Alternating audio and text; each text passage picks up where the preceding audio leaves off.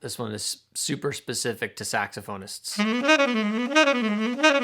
So alternate fingerings on the saxophone. There are a few choices. I got a great question from Richard about this. Hi Bob, I've noticed in the video that you are using side B flat a fair amount, which interests me. I'm a classically trained player, so all the B flats naturally come into my playing, even possibly using 2 or 3 different fingerings within the same bar. But other jazz mentors I have studied with use the bis all the time. They would probably try to trill B flat to B using the bis. Do you have specific tonalities, possibly the flat keys, for instance, where you tend toward the side B flat? And have you always played that way, or is it different depending on whether you are reading or improvising? Great question, Richard. And if you haven't figured it out by now, this is a very saxophone specific nerdy video. So I'm gonna play 3 short things for you and then talk about why I'm making the choices to mix and match them.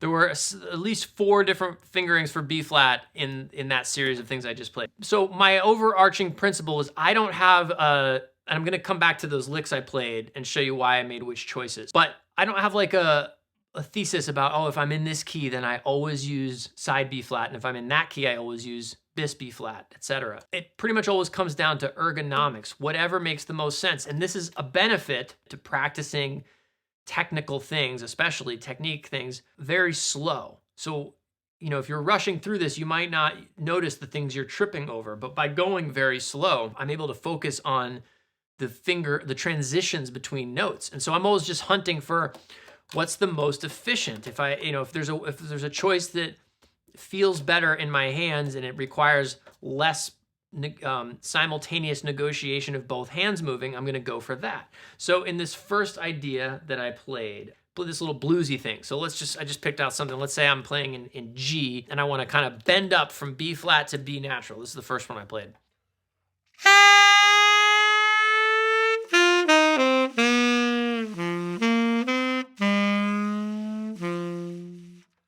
So the first thing I did was use neither bis B flat or side B flat. I used one of my favorites, which is, so there's this other, it's a little bit maybe more antiquated fingering. I don't think many people use this on saxophone. Maybe it's more of a clarinet thing, but it's the 1-and-1 fingering or the 1-and-2.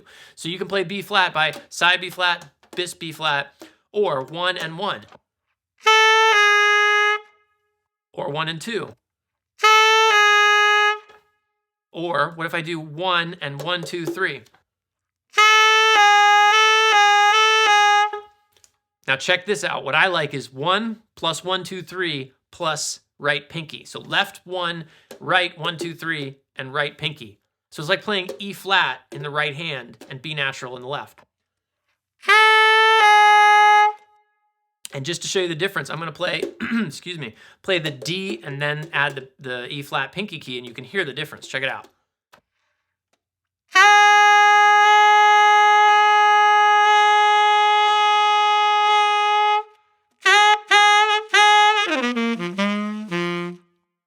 It just adds like some sort of like a power stack to it. I don't know why. I really like that. There's something sort of fun and has a little more oomph behind it than just playing bis. So I use that one a bunch. So the first thing I played, I used it at the top.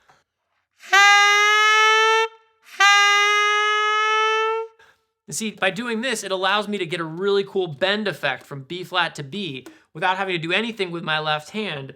I start with the right hand closed and I can slowly lift these notes up and create that bend effect without doing a lip bend, which I don't care for the sound of. I guess that would be something like this. I don't like that. So using the buttons, using the keys, allows me to just sort of fade into the note.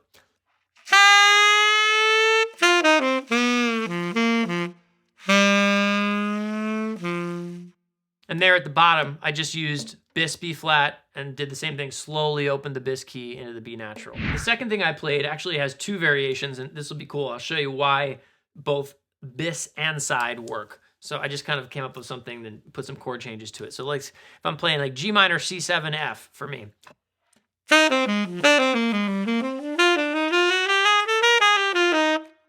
So on the way down on the first chord, ba boo ba da, that 7th chord with those intervals, I'm using bis B flat. But on the second part, where it kind of shifts to a stepwise thing, I go to side B flat.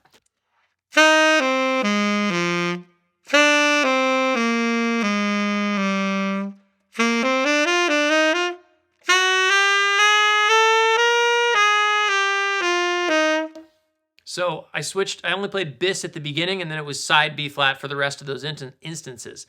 Take a look at this, try it yourself. You really just have to feel it, and it kind of makes sense only when you do it. Now, I'll change the lick just slightly at the end, and you'll see where it makes more sense to come back and use bis than it does side. So.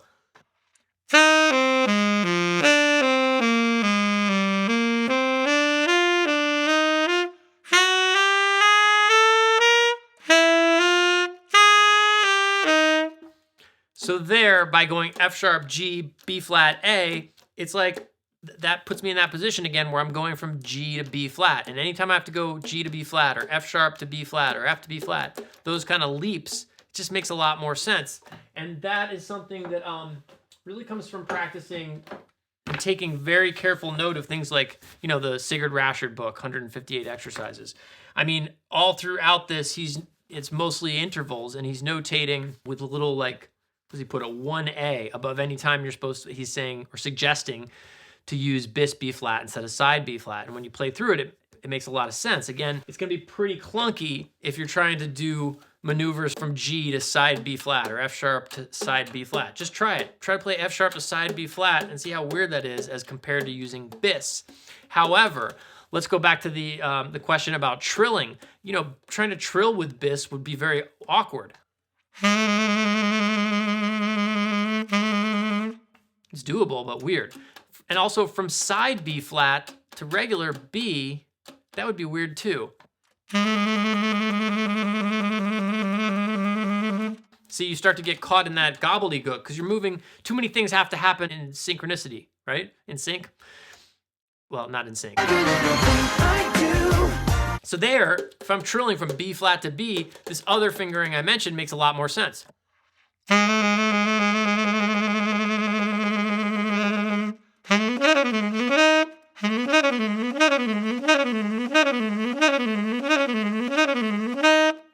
So there I'm using that the whole time. And that's a little bit of what this last phrase here is.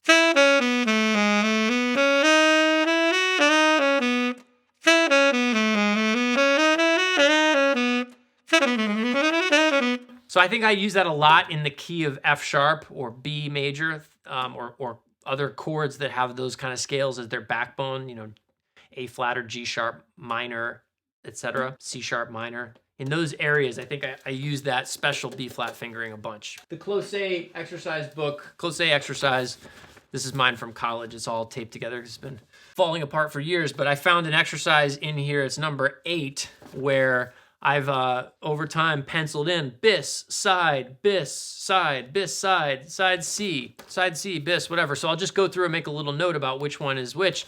And again, practicing them slowly, it really does reveal itself, like which one makes more sense. So my advice is you want to have access to all of those fingerings.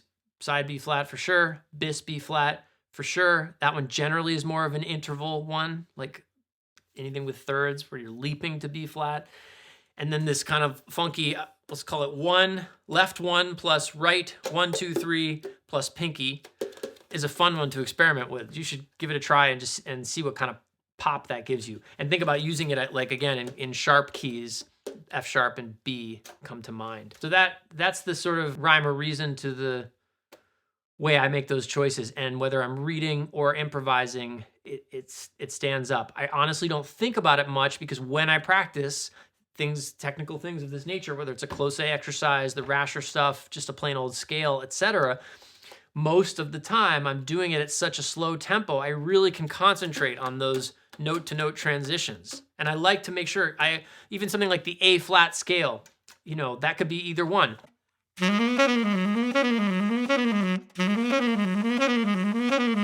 For me, that one feels better with bis, but I want to be able to do it with side B flat as well. So the answer is all of the above, and then choose wisely. Because of Christmas and everything, I didn't play the last couple of days.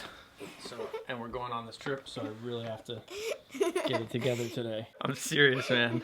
I gotta practice. I'm not gonna be able to do it if you're on my leg. It's gonna make it really hard. What a goofball. I do have to practice.